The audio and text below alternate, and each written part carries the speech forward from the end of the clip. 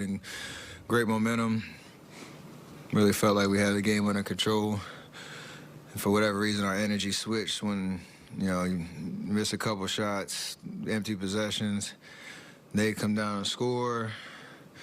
Start to get deflated for, no reason really, because we still had, a sizable lead.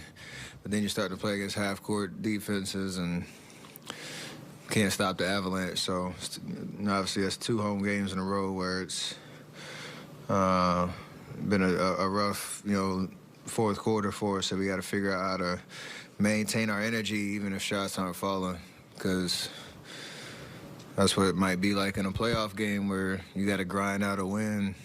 And, a team on the other side, they have a little bit of life, they take advantage of it. So like to say it's a good lesson to learn, even though it sucks to have to go through it.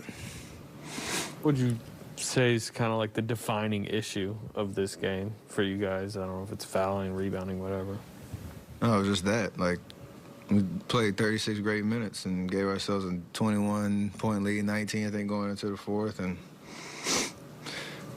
or whatever it was. And that's what in the league against a good team, that should be enough to just get enough stops in the fourth quarter where you don't have to win the game twice. We didn't do that. You went 8.5 minutes without making a shot, the whole team. What within that pocket do you feel like was the offensive problem? I think we got some pretty decent looks. They were blitzing, so we got some 4-on-3 situations. Didn't fall. And like I said, it's one of those things where for whatever reason, the energy just got zapped, on the other end. And, they start to pick up life, which then in turn their defensive energy picks up because they feel like they have a chance.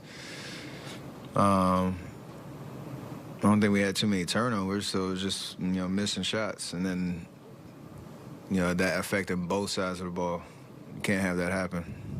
Stephen, how do you guys, the vets obviously go through this, but how do you keep the young guys from this not getting into their minds that, you lose back-to-back home games, fourth quarter collapses? How do you make sure that doesn't become a mental thing for the youngsters? We've all, the older guys, we've all been through it, and it's just reps. You have to choose to stay confident in your abilities, even if, rotations are changing. You might not be living up to the expectations that you put on yourselves of how you're supposed to play, and you got to be able to choose confidence and be intentional about that every game. There's no secret sauce, no magic wand. It's just you have to go through it and kind of man up and understand this is the most important part of our season. And if you have if you get out there, you got to impact the game, bring good energy. And that's everybody. It's not just the young guys. But bring good energy, bring attention to detail on the little things that help you win games. Defensive energy, no matter if you're making shots or missing shots. You just got to go through it. And whoever's going to be out there, playoff rotation, that should be the expectation. So we don't want to feel like we do, or like we do right now, and have these last 2 games at home. Stephen, along those lines, Steve said maybe this is, can turn into a positive because the playoff games can be like this, where another team is never out of it, so to speak. Can you turn this into a good learning example? Yeah, we can, but it's not going to happen just on its own. So you have to bring an intention to that.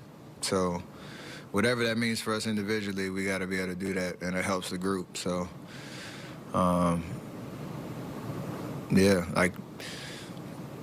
next game we go out, we have we'll be on the road, obviously. A team we lost 2 up there last time we went up there. Got to bring an edge, sustain that over 48, and each game we'll have an opportunity to do that. To turn it into a positive and try to build momentum. But like I said, it's not going to happen on its own just because coach says it or because we want it to. We got to go do it. Steph, one of the trade acquisitions that didn't get a lot of attention was Dinwiddie going to Dallas. What did you think of that move? And if healthy, what kind of player can he be for them? I mean, what he did tonight, it was pretty impressive. Very efficient game for him. Made some big shots. Gave them some life when Luka was on the bench. So it was I hate to say he won the game for him because they had a lot of guys play well, but he definitely made a difference with, you know, his big moments, and he's got the game to do it. I'm pretty sure he's excited about a new start. You said that you